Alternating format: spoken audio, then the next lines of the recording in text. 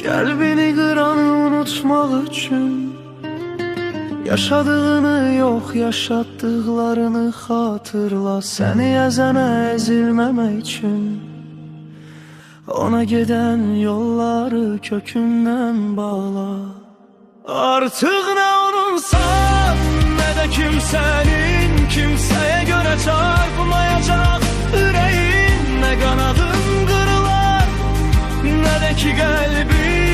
Cəhənnəm yox, həyat olar cənnətin. Artıq nə olunsan, nə də kimsənin, kimsəyə görə çarpmayacaq ürəyin. Nə qanadın qırılar, nə də ki qəlbin. Cəhənnəm yox, həyat olar cənnətin.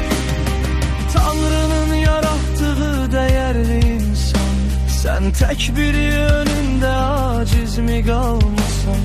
Yaşadığın hər şey müvəqqətidir, müvəqqəti birinə möhtac mı qalmısan?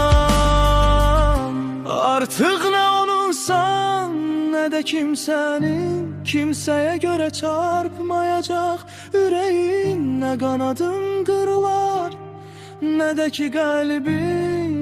Cəhənnəm yox, həyat olar cənnətin. Artıq nə onunsan, nə də kimsənin, kimsəyə görə çarpmayacaq ürəyin. Nə qanadın qırılar, nə də ki qəlbin.